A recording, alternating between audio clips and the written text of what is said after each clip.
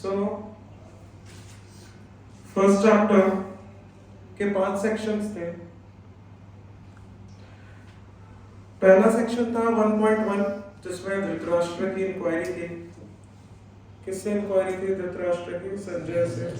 कि मकुर्वत संजय कि इन लोगों ने युद्ध में युद्ध स्थल पे इकट्ठे होकर क्या किया। तो 4 चीजें दर्शाता है धृतराष्ट्र की, कई बार हम डिस्कस कर चुके हैं। वो फियरफुल था कि मेरे जो पुत्र हैं वो युद्ध भूमि से पीछे न हट जाए। होपफुल था कि शायद पांडव हट जाएंगे क्योंकि ये धर्म का स्थान है। वो डाउटफुल था। किस चीज को लेकर डाउटफुल था? कि शायद मेरे पुत्र जो है युद्ध हार जाए। और वो डिजायरस था। किस चीज को लेकर डिजायरस था? किंगडम प्राप्त करने के लिए। तो ये आप सबने लिखा हुआ। 1.2 से 1.11 के बीच में हमने क्या डिस्कस किया था? 1.2 से 1.11 के बीच में दुर्योधन का फियर था और डिप्लोमेसी थी। किससे बात कर रहे थे दुर्योधन इन श्लोकों में? द्रोणाचार्य से। और उसमें कई श्लोक थे, हमने लास्ट क्लास में रिवाइज कर लिए थे कि क्या क्या बोला था दुर्योधन ने Dronacharya. This was my second section, I am not discussing it again. Third section था, जिनको सेकंड सेक्शन, ये पहले 3 सेक्शंस देखने तो रिकॉर्डेड लेक्चर्स अवेलेबल है, 7 लेक्चर्स। तीसरा सेक्शन था 12वें से 19 का, ये भी हमने लास्ट क्लास में डिस्कस कर लिया था। और इसमें भगवान श्री कृष्ण के अलग अलग नाम आने लग जाते हैं। This is blowing of the conch shells. शंख बजने शुरू होते हैं, अलग अलग शंख बजाते हैं। किसी को शंखों का नाम याद है? कितनों को सारे शंखों का नाम है? 6 शंख थे। कृष्ण का 5 पांडवों का बताओ। भगवान कृष्ण का पांचजन्य, ठीक है। अर्जुन का देवदत्त, अर्जुन का देवदत्त, भीम का पौंडर, भीम का पौंडर, नकुल का सुघोष, नकुल का सुघोष, सहदेव का पंच, मणिपुष्प का, और युधिष्ठिर महाराज का अनंत विजय। तो ये जो थे 5 शंख थे अलग अलग, और एक कृष्ण भगवान का शंख। पांचजन्य देवदत्त, पांचजन्य कृष्ण भगवान का, और देवदत्त अर्जुन का, पौंड भीम का, और किसका? अनंत विजय किनका? युधिष्ठिर का, और सुघोष नकुल का, और मणिपुष्प का सहदेव का। और हमने पढ़ा था कि 12वें से 19वें श्लोक पे प्रभुपाद जी परपट में बहुत इंपॉर्टेंट लाइन, और इस पर तो बहुत डिस्कशन हुई थी लास्ट क्लास में।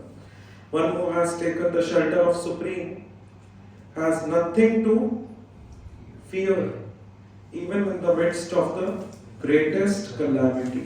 ये सबसे इंपॉर्टेंट लाइन थी। 19वें श्लोक में आता है कि उनके हृदय में जो था, their hearts shattered, जब पांडवों का, जब उन्होंने शंखनाद सुना था। जबकि प्रभुपाद जी परपट में बताते हैं कि ऐसा कोई डिस्क्रिप्शन कहाँ पर नहीं था। जब कौरवों का जब शंख बजता है तो ऐसा कोई डिस्क्रिप्शन नहीं है कि पांडवों का हार्ट शार्ट किया, डर लगा उनको, बिल्कुल भी फियरफुल नहीं थे। Is it alright? सो कुछ इशू है अभी भी तो उसको मत देखो, छोड़ दो, मुझे बार बार लगता रोकना पड़ेगा। So one who has taken shelter of Supreme Lord has nothing to fear even in the midst of the greatest calamity. बड़े से बड़ी प्रॉब्लम आ जाए, जिसने भगवान का शरण लिया है उसको there is no issue। और हमने ये डिस्कस करना शुरू किया था, ज्ञान इंद्रिय, कर्म इंद्रिय डिस्कस हुआ था। भगवान के अलग अलग नाम डिस्कस होने शुरू हुए थे। आज स्टार्ट में हम और नाम ऐड करेंगे।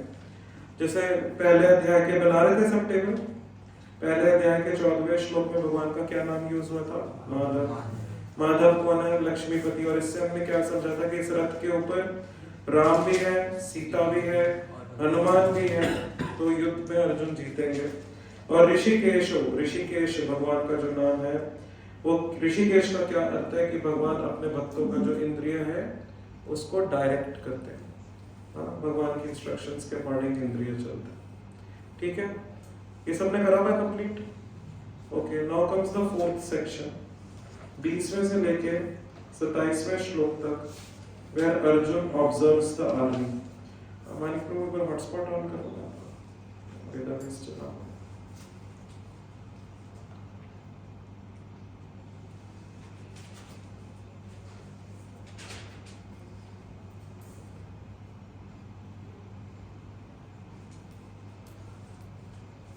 तो देखते हैं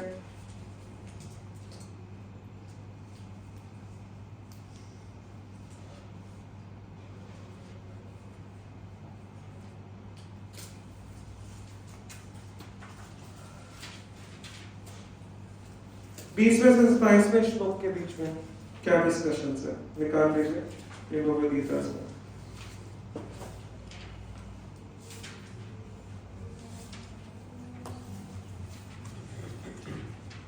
20वां श्लोक है ये भगवद गीता का। तो 20वें से 27वें सेक्शन का मैंने क्या नाम दिया था, एक बार सुनिए। 1.1 में तो धृतराष्ट्र की इंक्वायरी थी। 1.2 से 11 के बीच में किसका ऑब्जर्वेशन था, दुर्योधन का। 12वें से 19 के बीच में क्या था, ब्लोइंग ऑफ द कॉन्शियस। 20वें से 27वें श्लोक के बीच में क्या है, अर्जुन। अब पहले दुर्योधन का ऑब्जर्वेशन था, अर्जुन का ऑब्जर्वेशन था। तो देखते हैं अर्जुन कैसे ऑब्जर्व करता है अर्वीस को। अथा व्यवस्थितान् दृष्ट्वा धार्तराष्ट्रान् कपिध्वजा प्रवर्ते शास्त्र संपाते धनुरुद्यमया पांडवः ऋषिकेशं तदा वाक्यम् इदम् आह महीपते। Translation. At that time, Arjun, the son of Pandu, seated in the chariot bearing the flag marked with Hanuman, took up his Kapidhwaja. Kapidhwaja means जो फ्लैग था उसमें कपि हनुमान जी का नाम, Kapidhwaja हनुमान जी का फ्लैग था। Flag took up his bow and prepared to shoot the arrows. O king, after looking at the sons of Dhritarashtra drawn in the military array, Arjun then spoke to Lord Krishna these words. क्या बोला अर्जुन ने? देखो scene अगर हम सोचें कितना serious scene है। If we enter into circumstance, हम जब तक कोई चीज नहीं समझ सकते, जब तक हम उसका टाइम प्लेस सर्कमस्टांस ना समझे क्या है। अभी देखने में बहुत सिंपल सा लग रहा है कि Arjun is seated on the chariot, flag marked with Hanuman, and अभी बस arrow prepared to shoot arrow, बस खींचने ही वाले, मारने के लिए। बट जैसे ही उन्होंने सामने धृतराष्ट्र के पुत्रों को एक मिलिट्री अरे में अरेंज हुआ हुआ देखा, 1 मिनट अगर चलाने ही लग रहे, सामने देखा जैसे चलाने लगे, 1 minute Krishna stopped it. If this incident would not have happened, we wouldn't have got Bhagavad Gita. Arjun रुक गए उससे। तो सीन सोच सकते हैं किस तरीके का, बस युद्ध आरंभ। शंखनाद का क्या मतलब होता है? पिछले श्लोक शंख बजते ही तो युद्ध शुरू होता है, उसके बाद वेटिंग थोड़ी होती है। इसका मतलब Arjun is about to pull it, and 1 minute Krishna, he stopped it. The battle was just about to begin. थोड़ा प्रभुपाद परपट पढ़ेंगे इसमें।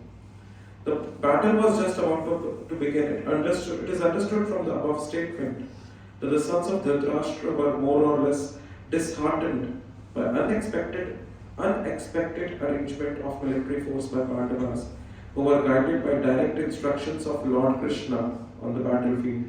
The emblem of Hanuman on the flag of Arjun is another sign of victory, because Hanuman cooperated with Lord Ram in the battle between Ram and Ravan, and Lord Ram emerged victorious. Now both Ram and Hanuman were present on the chariot of Arjun to help him. Lord Krishna is Ram himself, and wherever there is Lord, his eternal servitor Hanuman and his eternal consort Sita, the goddess of fortune, are present. Therefore Arjun had no cause to fear any enemies whatsoever. And above all, the Lord of senses, Lord Krishna, was personally present to give him direction. Thus, all good counsel was available to Arjun in the matter of executing the battle. In such auspicious conditions arranged by the Lord for his eternal devotee, lay the signs of assured victory. So, if you have a good counsel, that's what Prabhupada says. A good counsel is there, then there is nothing to fear. Arjuna had all good counsel to guide him. In such a case, there is nothing to fear.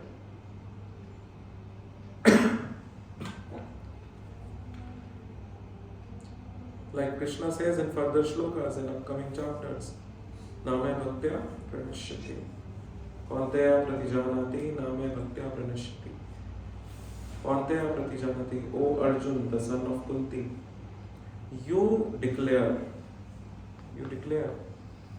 Why Krishna says like this, Kaunteya Pratijanati Name? He could have directly said Arjun. Because he wanted to involve many devotees in his declaration. He wanted to involve Kunti Maharani. He wanted to involve Arjun. And why Krishna himself did not announce? Because Krishna says that at one time I may step back from my promises. But whatever my devotee announces, I will never step back from that. So Krishna could have himself declared, खुद declare कर सकते थे भगवान कि मेरे भक्त का कभी नाश नहीं होता, पर भगवान ने खुद नहीं डिक्लेयर किया. भगवान ने किससे डिक्लेयर करवाया? अर्जुन से. क्योंकि अर्जुन जो है वो भगवान के शुद्ध भक्त है. और साथ में कुंती कौन्तेया प्रतिजानाति, कुंती महारानी का नाम इन्वॉल्व किया कि अब भक्तों का नाम इन्वॉल्व हो गया, अब भगवान कभी पीछे नहीं हटेंगे. नामे भक्त्या प्रणश्यति, मेरे भक्त का कभी नाश नहीं होता. तो यहाँ पर भी प्रभुपाद जी ये कह रहे हैं, all good counsel was available to Arjun in the matter of executing the battle. In such auspicious conditions arranged by Lord for his eternal devotee lays the sign of assured, it did not say victory, assured victory. For sure, victory will happen. You be a good devotee. You follow the guidance. You follow what the Guru says. You follow the 4 regulative principles. You chant nicely. Victory is there. It will happen. No one can stop it. No one can stop it. Coming to 21st verse. 21st and 22nd are together. Arjuna uvacha Senyo ubayor madhye Ratham sthapayame achyuta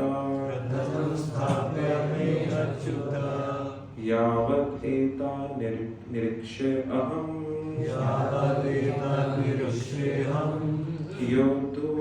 Yodu kaman avasthitan Kairamaya sahayodvam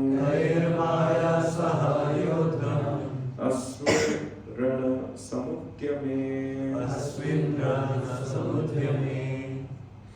Translation. यहाँ पे भगवान का एक नाम और use हो गया, अच्युत.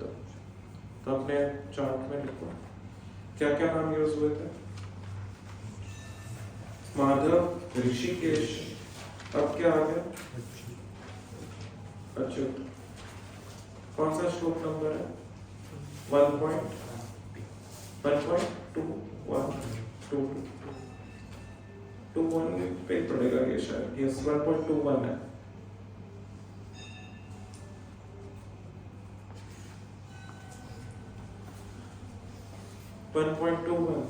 भगवान का एक नाम और आ गया, Achyut.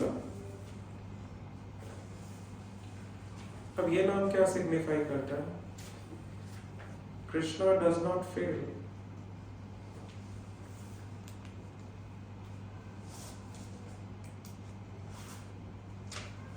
in showing affection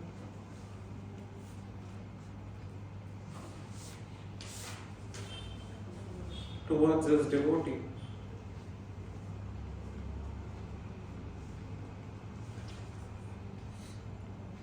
Krishna doesn't fail in showing affection towards his devotee.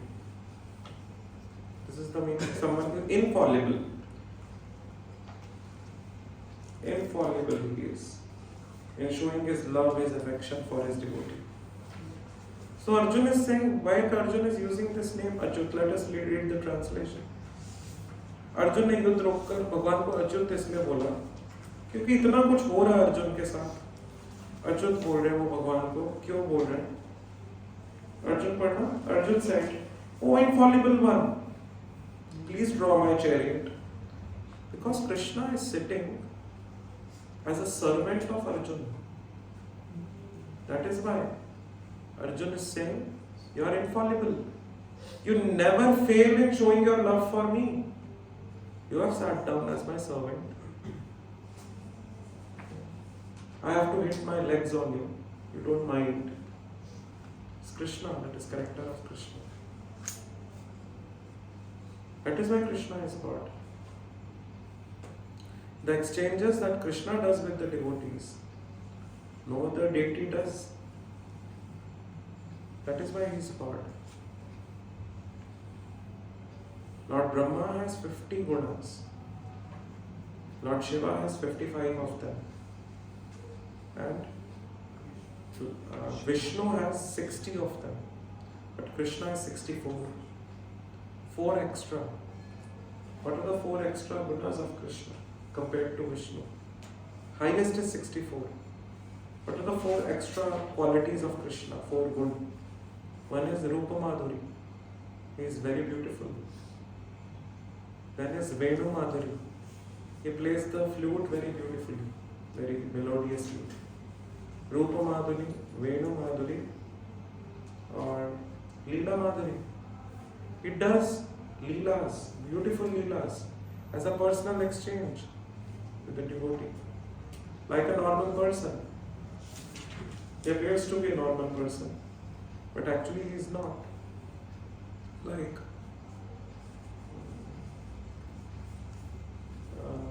this description comes in Krishna book. When Krishna used to play with Sudama, Madhumangal, everyone. So he has such beautiful exchange with his devotees. Everyone is comfortable in English. Hindi पे change करो, कोई बोल सकता है, कोई शर्म वाली बात नहीं. It's such a beautiful exchange with his devotees. When someone used to come and say to Madhumangal and Sudama, to Krishna, to all the friends of Krishna who were there around, Krishna was playing with them. Someone used to come and say, "You know, Krishna is God." And Madhumangal, "Huh? What are you saying? He is God. He is our partner in crime. He is God. Why would the God steal? Why would the God be doing all unethical acts with us? हमारी सारी शरारतों में कोई बोलता है भगवान हंसते थे, वो जोड़ ये भगवान है. This exchange we can also have such a beautiful exchange with the Supreme Personality, and this exchange is possible only with Krishna. Leela Madhuri. So his what? First quality is Rupa Madhuri, is extremely beautiful. Then Leela Madhuri, Venu Madhuri, he plays melodious flute. You know, Krishna book explains. Krishna had 9 lakh cows, 9 lakh गाय थी. हर गाय के लिए एक अलग flute का tune था, और जब भगवान वो फ्लूट का ट्यून बजाते हैं तो वो गाय भागती नहीं आती, जिसके लिए वो ट्यून है. एक तरीका भगवान का फ्लूट को बजाना, जैसा वो फ्लूट बजाते हैं वैसी गाय, वही वाली गाय आती है जिसका वन ट्यून है. This is Venu Madhuri. Then Bhakta Madhuri, Leela Madhuri. He does beautiful leela. You cannot imagine. Vishnu will not do such leelas. In Vishnu we have master-servant relationship. Yes, Prabhupada has said we have to be in dasya bhav currently. अभी कोई उस level पे ना जाए लल्ला लल्ला करते पूरे शहर में घूमे. अभी कौन सा लेवल है? दास्य भाव. अपने आप एलिवेशन आएगा कभी, जब सेंस ग्रेटिफिकेशन खत्म हो जाए उसके बाद लल्ला लल्ला कर सकते हैं. जब पूरी तरह से इंद्रिय तृप्ति समाप्त हो जाए जीवन से, कोई इंद्रिय तृप्ति नहीं, कुछ इच्छा नहीं. जैसे प्रभुपाद जी के लास्ट के दिनों में डिवोटीज ने पूछा था यू नीड समथिंग प्रभुपाद, कुछ हम लोग के लिए लाए, कुछ खाना है, कुछ।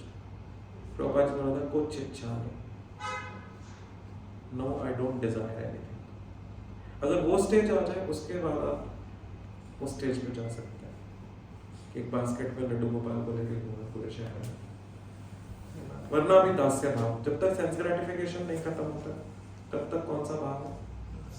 कौन सा भाव है? जब तक सेंस ग्रेटिफिकेशन, इंद्रिय तृप्ति नहीं खत्म होती। रूप माधुरी, वेणु माधुरी, लीला माधुरी, भक्त माधुरी। So Krishna is always surrounded by such devotees who don't need anything except Krishna.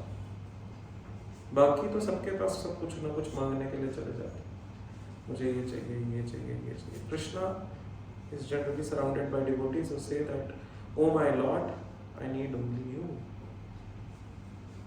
I don't need anything else." So Achyuta is Bhakta Madhuri, he is Leela Madhuri. He never fails in showing the affection to his devotees, to the extent that he sat down as a servant of Arjun. कर्ण को सबसे बड़ी problem क्या थी आपको पता? कर्ण के father कौन थे? अग्रराज कर्ण थे। कौन थे उनके फादर? कौन थे? हाँ? नहीं, सूर्यदेव के अंश हैं। एक्चुअली में तो देवकी ने आवाहन किया था सूर्यदेव का और कर्ण आए थे, बट बाद में वो उनको छोड़ दिया था नदी में। पता होगा ये सबको, देवकी ने, क्योंकि अनमैरिड थी देवकी उस टाइम। और जो कर्ण का जन्म हुआ था उनको दुर्वासा मुनि का वरदान था देवकी को, कुंती महारानी, सॉरी, कुंती महारानी को वरदान था किसका? दुर्वासा मुनि का, कि वो जब भी किसी देवता का आह्वान करेंगे देवता अपना पुत्र छोड़ के जाएंगे, यही वरदान था। तो उन्होंने ट्राई करने के लिए विवाह से पहले आह्वान दे दिया सूर्यदेव को। There was no relation, there was no physical relation. ऐसा नहीं कि देवकी का कोई फिजिकल रिलेशन था, इलिसिट रिलेशन था। एक कुंती महारानी का कोई फिजिकल इलिसिट रिलेशन था, ऐसा नहीं था। तो सूर्यदेव को आह्वान दिया, वो कर्ण को छोड़ के चले गए पुत्र को। अब देवकी कुंती महारानी को प्रॉब्लम हो गई कि अभी मैं अनमैरिड हूँ, लोगों को कैसे समझाऊंगी ये बात। तो उनका त्याग कर दिया, उनको नदी में छोड़ दिया। तो जिसके हाथ में करंट लगे वो कौन थे पता है? वो थे भीष्म के सारथी। भीष्म के सारथी थे जिसके हाथ करंट लगे, फिर उन्होंने हमको पाला कर्ण। तो इसलिए सूत कहा जाता है जो सारथी होता है उसको। और कर्ण कौन थे? सूत पुत्र, सूत पुत्र। और कर्ण को इसलिए, सूर्य के पुत्र थे तो बहुत ज्यादा मतलब मिलिट्री आर्ट्स में तो एक्सपर्ट थे, बट कोई भी सूत पुत्र बोलता था खूब फ्रस्ट्रेट हो जाता था, क्योंकि लोअर क्लास आ गया, बहुत फ्रस्ट्रेट। और यहाँ कृष्ण स्वयं सूत बन के बैठे। भगवान नहीं देखते अपने भक्त के केस में कि मैं कहाँ बैठ रहा हूँ। Protect you, he is ready in every sense. तो भगवान सारथी बन के बैठ गए। देखो, एक सूत पुत्र बोले जाने से इतनी प्रॉब्लम थी कर्ण को, और भगवान तो खुद ही सूत बन गए अर्जुन के। Translation: Arjun said in this verse 21-22, "O infallible one, please draw my chariot between the two armies, so that I may see those present here who desire to fight." Who desire to fight, and with whom I must contend in this great trial of arms. मैं एक बार देखना चाहता हूँ कि कौन कौन इकट्ठे हुए हैं इस बेवकूफी करने के लिए। तो भगवान को ऐसे अर्जुन ने बोला।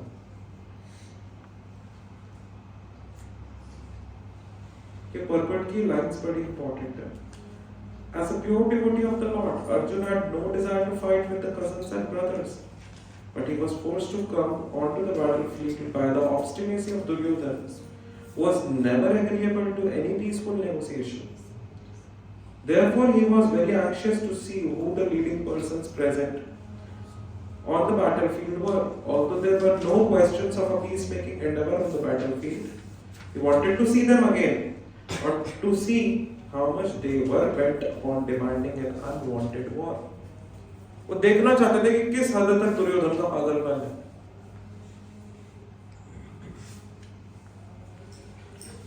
This line is very important. He takes great pleasure in his pure devotees, assuming the advantageous position of ordering him, and he does in being the giver of orders. क्या मतलब है? ये भगवान के लिए कहा जा रहा है. He takes great pleasure in a pure devotee, assuming the advantageous position of ordering him. ये शुद्ध भक्त का स्टेटस है. भगवान उसको अपने सिर पे बैठा देते हैं. भगवान को प्लेजर, भगवान takes a great pleasure in what? In what does he take a great pleasure? When the pure devotee gives the order to him. एक बार जयदेव गोस्वामी, जिन्होंने दशावतार स्तोत्र लिखा, तो जयदेव गोस्वामी लिख रहे थे कुछ, तो लिखते लिखते उनको मन में पिक्चर्स बनते रहते थे गोलोक के, और वो उनको लिखते रहते थे. वो बहुत एग्जॉल्टेड डिवोटी थे. उनकी वाइफ थी पद्मावती. तो एक बार उनके ऐसे आ गया, मैं लिखते लिखते मन में, कि भगवान कृष्ण ने, मतलब अब मुझे संस्कृत का श्लोक नहीं पता एग्जैक्टली क्या था, भगवान कृष्ण ने राधा रानी को मान हुआ, नाराज हो गई राधा रानी भगवान कृष्ण से, और भगवान कृष्ण ने राधा रानी के जो चरण है वो अपने सिर पे रखे. फिर उनको एकदम से जयदेव गोस्वामी को बहुत रिग्रेट स्टार्ट हो गया, ये मैंने क्या लिख दिया, ये मेरे हृदय में आ भी कैसे गया. राधा रानी तो भक्त है और भगवान तो भगवान है. राधा रानी कैसे रख सकती, कभी नहीं रख सकती भगवान के सिर पे अपने चरण. How is it possible? It is impossible. बहुत फ्रस्ट्रेट हो गए. फ्रस्ट्रेट होकर अपनी वाइफ को, पद्मावती को बोला, मैं अभी नहीं लिख सकता, और वो सब हटा दिया, काट दिया, फेंक दिया जो भी लिखा था, और गए कि मैं नदी में स्नान करके आता हूँ, मेरा प्रसाद बना कर रखना. तो चले गए. पीछे से वो तो स्नान करने गए, स्वयं भगवान जयदेव गोस्वामी का रूप लेकर आ जाता है. ये 500 इयर्स पुरानी स्टोरी, जब चैतन्य महाप्रभु आए थे, स्वयं भगवान जयदेव गोस्वामी का रूप लेकर आ जाते हैं. और जयदेव गोस्वामी का रूप लेकर आते हैं, पद्मावती ने प्रसाद तैयार रखा होता है, और फिर पद्मावती प्रसाद ऑफर करती हैं. जयदेव गोस्वामी बहुत मजे से उस प्रसाद को, कृष्ण है उसमें, बहुत खुशी से उस प्रसाद को लेते हैं, बहुत तारीफें करते हैं. पद्मावती बोलती है, आज आप कुछ नॉर्मल नहीं लग रहे मेरे को. जयदेव गोस्वामी इतनी तारीफ कर रहे हैं कि प्रसाद तो ये तो रोज ही बनता है, ऐसा ही बनता है, ऐसा तो कभी तारीफ नहीं करता है. ठीक है, प्रसाद लेते हैं. प्रसाद लेकर जहाँ पे बैठ के जयदेव गोस्वामी लिख रहे होते हैं, वहां जाकर बैठते हैं, और वो लाइन दोबारा लिखते हैं कि मान में मतलब राधा रानी नाराज हुई कृष्ण भगवान से, और राधा रानी ने भगवान ने राधा रानी के चरण अपने सिर पे रखे. वो फिर वही लाइन लिखते हैं जयदेव गोस्वामी, और वो लिखकर चले जाते हैं कृष्ण. फिर जयदेव गोस्वामी आते हैं, पद्मावती को बोलते प्रसाद लो. हैं, अभी तो प्रसाद खा कर गए थे, और अब कुछ नॉर्मल भी नहीं लग रहे थे, आज मुझे कुछ तो हुआ था. तो जयदेव गोस्वामी ने कहा कि मैं तो स्नान करने गया था, ऐसे कैसे हो सकता है. और फिर जयदेव गोस्वामी उसी समय जाकर देखते हैं तो पत्ते पे वही श्लोक दोबारा लिखा होता है. जोर जोर से रोने लग जाते हैं, नाचने लग जाते हैं. अरे पद्मावती, तुम कितनी भाग्यवान हो, स्वयं भगवान आए थे तुम्हारे हाथ से प्रसाद लेने के लिए. देखो भगवान, जो लाइन मैंने काट दी थी, हटा दी थी, वो भगवान खुद लिखकर चले गए वो लाइन वापस. कितने ज्यादा दयालु है भगवान. अपने भक्त का दास बनना एक्सेप्ट कर लेते हैं. ये ट्रुथ है कि भगवान ने राधा रानी का चरण अपने सिर पे रखा. तो यहां से समझ सकते हैं भगवान अच्युत है, इनफॉलिबल है, कभी नहीं फेल होते. वो अपने भक्त की तरफ वो अफेक्शन दिखाने के लिए, पर कंडीशन अप्लाइड है, पहले हमें भक्त बनना पड़ेगा. शुद्ध भक्त का समझते हैं मतलब 4 रेगुलेटिव प्रिंसिपल्स. ये सबसे पहला स्टेप है. Strictly not on physical level, mental level पे भी 4 रेगुलेटिव प्रिंसिपल्स का पालन होना चाहिए. मेंटल लेवल पे ये कैसे पॉसिबल है कि मेंटल लेवल पे 4 रेगुलेटिव प्रिंसिपल्स का पालन हो. थॉट्स आते हैं, उस पर कंटेम्पलेट मत करिए. तो आप मेंटल लेवल पे भी 4 रेगुलेटिव प्रिंसिपल्स का पालन करें। देखो थॉट्स आना हमारे कंट्रोल में नहीं है, क्योंकि पीछे के इंप्रेशंस बहुत है। थॉट्स आते हैं, अच्छी बात है, बट उसको पासिंग थॉट बनाइए। अगर उसमें कंटेम्पलेट करते हैं फिर तो आप मेंटल लेवल पे तो 4 रेगुलेटिव प्रिंसिपल ब्रेक कर रहे हैं, बट उसमें कंटेम्पलेट ही नहीं करते, जाने देते हैं। A very practical thing that I used to do when I was 17, 18, 19. Whenever thoughts used to come, I used to turn on some Prabhupada lecture. Within 2 minutes it was over. कभी problem नहीं। Prabhupada lecture on कर उसी समय। Within 2 minutes it will be everything will be over. It's easy. It's not difficult. एक effort करना पड़ेगा play button दबाने का। एक हफ्ता नेक्स्ट सैटरडे तक ये प्रैक्टिस करके देखिए, और देखिए भगवान रियलाइजेशंस देंगे, और वो जो रियलाइजेशंस देंगे आप उससे कन्विंस्ड फील करेंगे और ज़्यादा भक्ति को दृढ़ करने के। Whenever passing thoughts come, just turn on the Prabhupada lecture immediately. मुझे उनके लेक्चर की वॉइस समझ में नहीं आती, उनकी एक्सेंट। हाँ, तो उसके लिए आप हरे कृष्णा टीवी जो एक चैनल है उसमें जो वो बोल रहे हैं साथ में उस पर रिटर्न भी आता है। मतलब उन्होंने हरे कृष्णा टीवी वालों ने बहुत अच्छा क्रिएट किया कि प्रॉपर लेक्चर, इनको लिंक देना, तो जब प्रॉपर लेक्चर उसमें पीछे से प्ले हो रहा होता है और उस पर क्या कहते हैं उसको, सबटाइटल्स ऐसे छोटे वर्ड्स में बड़े बड़े वर्ड्स, ट्रांसक्रिप्शन, पूरा ट्रांसक्रिप्शन लिखा आता है। उसको रीड कर, फिर उसको रीड करते उसको रीड करते करते जब प्रभुपाद की वॉइस सुनोगे धीरे धीरे समझ आने लग जाएगा प्रभुपाद जी का एक्सेंट के। थोड़ा समय लगेगा 5-6 महीने का, फिर समय फिर आपको प्ले करने से सब समझ आएगा क्या बोल रहे। इंटरेस्टिंग। और एक स्पेशल वो भी आता है, मैं आपको दिखाऊंगा, मेरे पास है छोटा सा वो है, what do you call it, speaker है छोटा सा, उसमें बहुत क्लियर आवाज आती है, वो है प्रॉपर लेक्चर के लिए स्पीकर, वो बनवा देना। Make it a point. One thing I do daily. One is proper lecture. This I do daily. I hear one lecture for sure. Second thing is जो कदमकानंद महाराज ने अपना लास्ट मैसेज दिया बहुत पावरफुल है, वो जरूर सुनना चाहिए, रेगुलरली सुनना चाहिए। First thing when I get up in morning, first thing I do is turning on that powerful message of Kadamkanand Maharaj. 14 minutes का वीडियो है। कदमकानंद महाराज ने शरीर छोड़ने से 12 दिन पहले वो रिकॉर्ड किया था और अपने असिस्टेंट्स को ये कहा था कि जिस दिन मैं शरीर छोड़ूंगा उसके बाद ही प्ले करना सबके लिए। वैसे सब साधु मरने के बाद भी सेवा कर रहे, शरीर छोड़ने के बाद भी सेवा कर। So it is up to you. You want to be sincere or you don't want to be sincere. Krishna will give you the opportunity. If you try to move 2 steps, he will reciprocate with 10 steps. Make sincere efforts to follow the 4 regulative principles and chant nicely. Krishna will become Achyut for you. He is Achyut, but he will intervene in your life like Achyut. Next shloka, 23rd verse. Yotsyamanam apekshe aham ya ete atra samagata dhartarashtrasya durbudhir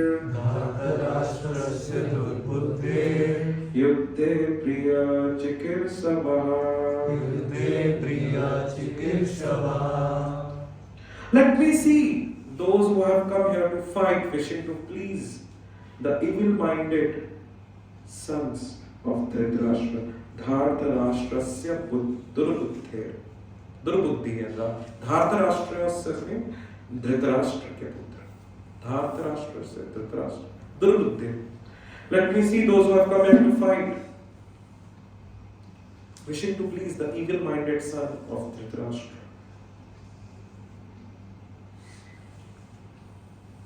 whosoever is not following the four regulative principles, he is actually like the evil-minded of Duryodhana. Dhartarashtrasya durbuddhe. Remember these words. I don't remember, one of the sannyasis was saying in this lecture. Durbuddhe. Those who are not following, whether at physical or at mental level. At least first physical level. You know, where does the sense gratification starts is mental level. Mental level it comes, contemplations happen, and end result is physical level. So we stop at mental level only.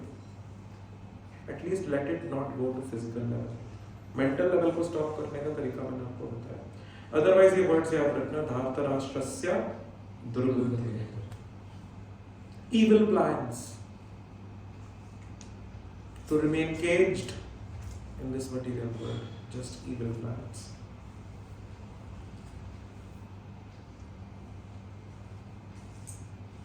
अभी अर्जुन के मन में कुछ भावनाएं नहीं आई है. अभी तो अर्जुन बस एस्टिमेट लगाने के लिए जा रहे हैं कि उनका क्या पावर है, हमारा क्या पावर है. 24वां श्लोक. संजय उवाच एवं मुक्तो ऋषिकेशो गुडाकेशेन भारत सेनायोर्वयोर्मध्ये स्थापयित्वा रथोत्तमम्. रथोत्तमम्, finest chariot, best chariot in the warfield. किसका था? Arjun. Translation. Sanjay said, O descendant of Bharat, having thus been addressed by Arjun, Lord Krishna drew up the fine chariot in the midst of armies of both the parties. Purport पढ़ते हैं. In this verse, Arjun is referred as Gudakesha. Krishna is referred as Rishikesha. Krishna is referred as Rishikesha. Arjun is referred as Gudakesha. Krishna is Rishikesha because he is director of the senses of the devotee. And Arjun is referred as Gudakesha. Gudakesha means Gudaka. Gudaka means sleep. And Gudakesha means someone who has conquered the sleep. Means Arjun is ignorant or not ignorant? Abhi tak ignorant? Nahi. In this verse, Arjun is referred as Gudakesha. Gudaka means sleep. And one who conquers sleep is Gudakesha. Sleep means ignorance. So Arjun conquered both sleep and ignorance because of his friendship with Krishna. As a great devotee of Krishna, he could not forget Krishna even for a moment. Because that is the nature of the pure devotee. Either in waking or in sleeping stage. A devotee of the Lord can never be free from thinking of Krishna's name, quality, forms and pastimes. Thus a devotee of Krishna can conquer both sleep and ignorance simply by thinking of Krishna constantly. This is called Krishna consciousness or samadhi. As Rishikesh or director of the senses and mind of every living entity, Krishna could understand Arjuna's purpose in placing the chariot in midst of the both army. Thus he did so and spoke as follows.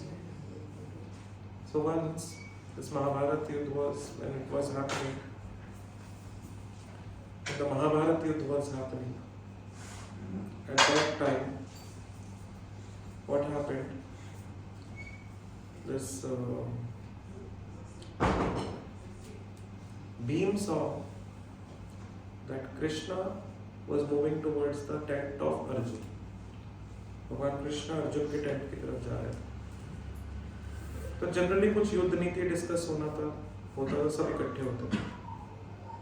Bhim ने सोचा मुझे तो बुलाया नहीं, युद्ध नीति शायद discuss होएगा, मुझे तो बुलाया नहीं. तो भीम कृष्ण के पीछे पीछे चले गए. और जब कृष्ण के पीछे पीछे गए तो वे बाहर ही रुके. भीम कृष्ण अंदर गए तो भीम ने थोड़ा सा पर्दा हटा दिया. देखा अर्जुन सो रहे थे और भगवान कृष्ण क्या कर रहे थे वहाँ पर? जहाँ जहाँ अर्जुन के कट्स लगे थे युद्ध में, उसका से हाथ लगा रहे थे तो वो कट ठीक हो जा रहा था, जहाँ हाथ लगा रहे थे सब साफ ठीक होता है। तो भीम ने देखा भगवान अर्जुन को इतना प्यार करते हैं, तो भीम गए अंदर टेंट में, भगवान से पूछा हम क्या ऊपर से पड़े हैं? हमें तो इतना प्रेम नहीं मिलता। तो भगवान कृष्ण ने भीम का कान पकड़ा, पकड़ के अर्जुन के हाथ के पास लेकर गए।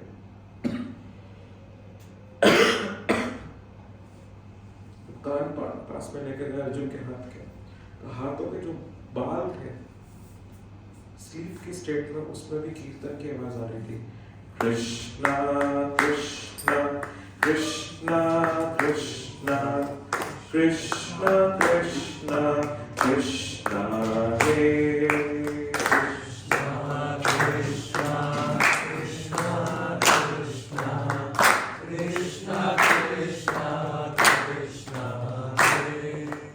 Krishna Krishna Krishna Krishna Krishna Krishna Krishna Hare Krishna Krishna Krishna Krishna Krishna Krishna Krishna Hare। और जो हाथों के बाल थे उससे भी कीर्तन की आवाज आ रही थी, ये डिवोटी। तब भीम को समझ आया कि अर्जुन ने भगवान का ट्रू फेवर ले लिया, क्योंकि स्लीप की स्टेट में भी कृष्ण कीर्तन चल रहा है। ये ट्रू स्टोरी महाभारत में described. This was the character of Arjun. 25वां श्लोक। ये कौन सा सेक्शन चल रहा है? पहला सेक्शन क्या था? 1.1 धृतराष्ट्र इंक्वायरी। दूसरा सेक्शन कौन सा था?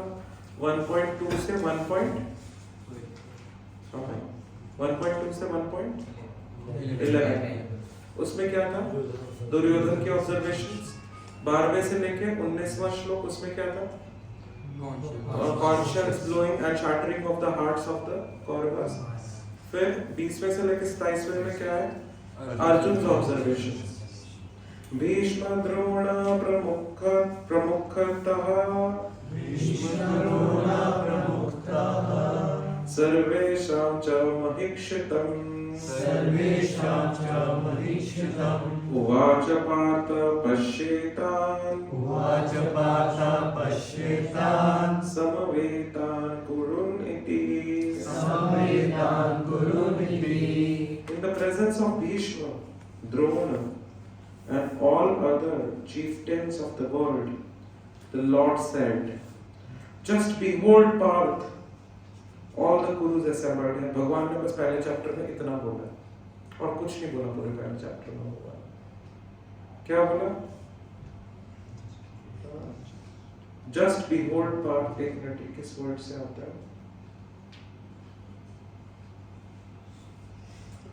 Just behold Parth, Lord said, all the Kuru assembled here.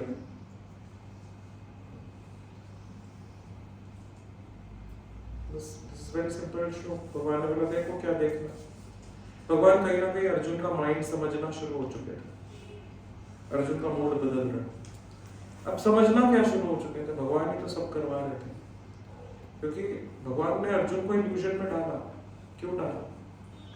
ताकि अर्जुन क्वेश्चंस पूछे। अब कोई भी शास्त्र देख लीजिए, वो क्वेश्चन आंसर्स फॉर्मेट में, one person is asking question and the authority is giving the answers.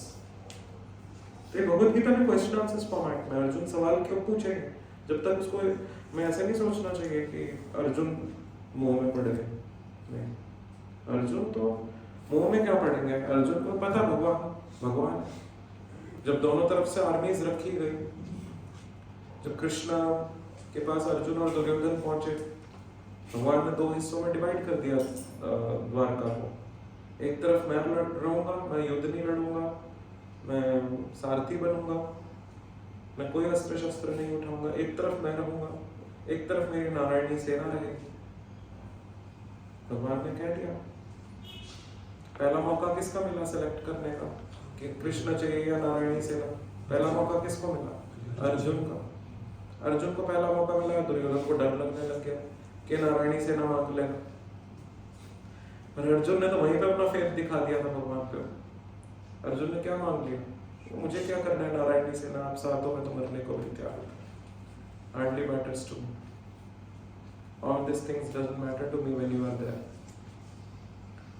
और उधर से दुर्योधन मन में सोच रहे, लड्डू फूट रहे, कितना पागल आदमी है, एक ऐसे आदमी को साथ में ले रहा है जिसको युद्ध ही नहीं लड़ना, कोई अस्त्र शस्त्र नहीं उठाना, और उसकी नारायणी सेना देखो कितनी पावरफुल, कोई नहीं हरा पाया आज तक नारायणी सेना को। बहुत कैलकुलेटिव था दुर्योधन, जैसे हम लोग कैलकुलेटिव होते हैं। मैं भगवान की सेवा करूंगा तो कहीं मेरा बिजनेस ना पीछे रह जाए, कहीं मैं पीछे ना रह जाऊं, मेरा जॉब ना पीछे रह जाए। मोबाइल पे हम घंटों स्पेंड कर लेंगे, कोई बात नहीं। आप लोगों को सिर्फ इतना करना है, जो टाइम वेस्ट होता है ना वो भगवान को देना। Then you see the magic. समय बहुत बर्बाद, सबका बर्बाद होता है सोशल मीडिया पे, मोबाइल को ऊपर नीचे करने में होता है, सबका ही होता है। कुछ नहीं तो खाली बैठे ऐसे देख रहे हैं, कुछ सोच रहे हैं। Give all that time to Krishna. So in that case there will be exchange the way Krishna has with Arjun. Such an exchange will come in our lives. Duryodhan की तरह अगर हम समय भगवान को नहीं देते तो as good as Duryodhan, calculative mind है पूरा दुर्योधन, कैलकुलेशंस कर रहा है। अर्जुन कोई कैलकुलेशन थोड़ी कर रहा है, वो कह रहे कृष्णा है बस सब कुछ, फिर शरीर भी त्यागना पड़ जाए तो कोई बात नहीं। 26वां श्लोक। तत्र पश्यत् स्थितं पार्थ पितॄन् अथ पितामहान् आचार्यान् मातुलान् भ्रातॄन् पुत्रान् पौत्रान् सखींस्तथा स्वसुरान् सुहृदश्चैव सेनयोरुभयोरपि। There Arjun could see with the midst of the army both the parties. His fathers, grandfathers, teachers, maternal uncles, brothers, sons, grandsons, friends, and also father-in-law and well-wishers. Everyone was there. Friends were there. सब अब अर्जुन का थोड़ा थोड़ा माया में जाने लग गए भगवान की शक्ति से। ये हुआ सिर्फ इसलिए ताकि अर्जुन भगवान से क्या पूछे, क्वेश्चंस पूछे, भगवान का अरेंजमेंट। नेक्स्ट श्लोक 27वां। ताम समीक्षा स कौन्तेय सर्वान् बन्धून् अवस्थितान् कृपया परयाविष्टो विषीदन् इदम् अब्रवीत्।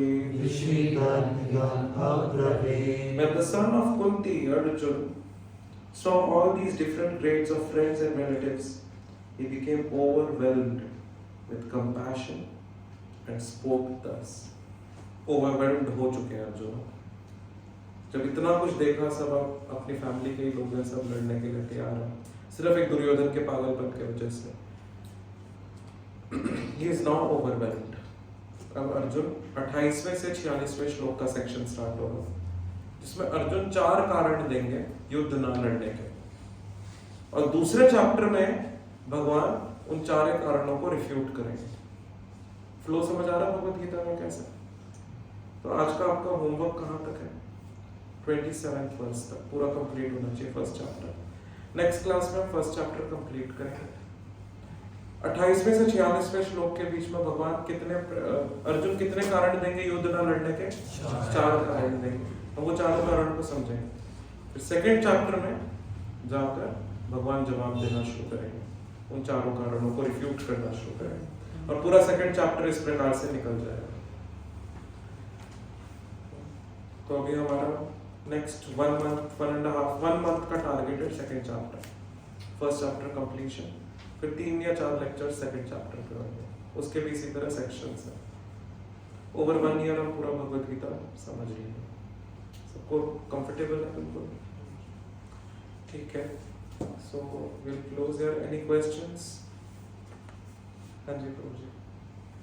24 नंबर श्लोक में conquer both sleep and ignorance, इसको प्रैक्टिकली कैसे समझें? प्रैक्टिकली ऐसे समझा जाए कि एक दिन में 6 घंटे से ज्यादा सोना नहीं, as prescribed by Prabhupada.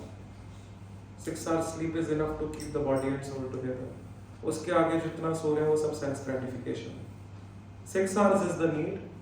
Beyond 6 hours, in any case 6 hours भी सो रहे हैं, 1/4 of the life is death only.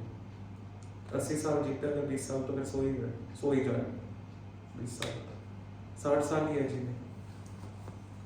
ठीक है, तो 6 के भी बियॉन्ड जाना तो थोड़ा डेंजरस है ना। 1/4 तो पहले ही मरेगा। किसी को होश होता है सोने नहीं, तो 6 घंटा तो अलाउड है, वही मरने के बराबर है। एक तो ये मतलब हो गया इसका, don't sleep beyond 6 hours. If you are sleeping 8 hours सो रहे हो, 1/3 लाइफ इज गॉन। 12 घंटे सो रहे हो, हाफ लाइफ इज गॉन। और इसके आगे सोच लो और कितना सोना है। No, not more than 6 hours. Ignorance, overcoming the ignorance means following the 4 regulative principles. जी जैसे आपने शुरू में कहा था कि a devotee of Krishna never fear even the greatest calamities. तो जी ये चीज़ पहली बात तो जैसे इसमें डिवोटी का मतलब एक वर्णन किया गया, तो डिवोटी की स्टेज पे जैसे अभी Someone who is non-duplicious, बस इतना बहुत है। Non-duplicious, दोगला आदमी नहीं होना चाहिए। You understand? Devotee means non-duplicious. When His Holiness Bhakti Tirth Maharaj was about to leave life, about to leave body, Bhakti Tirth Maharaj, or I suppose it is Bhakti Tirth Maharaj, very exalted devotee, black body, very exalted devotee. When he was about to leave body, I suppose this is Bhakti Tirth, मुझे याद नहीं exactly, Bhakti Tirth Maharaj की है ये शायद बात। तो another सन्यासी, उन्होंने वो कुछ बोल रहे थे शरीर छोड़ते टाइम। Another सन्यासी, he brought his ears near his mouth, कि क्या बोल रहे हैं, सुने क्या बोल रहे हैं, शरीर छोड़ते टाइम क्या बोल रहे हैं। He was saying, no duplicity, no duplicity, no duplicity. And he left. No duplicity. Duplicity means sometimes sense gratification, sometimes Hare Krishna.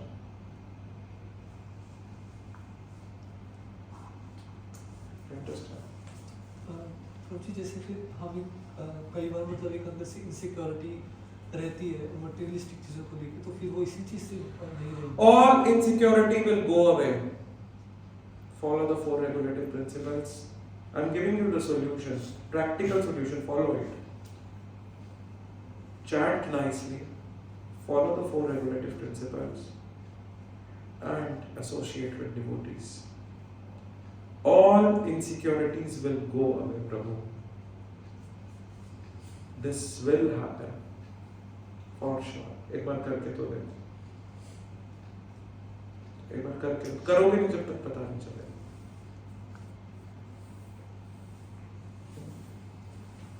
This I can tell with sufficient conviction.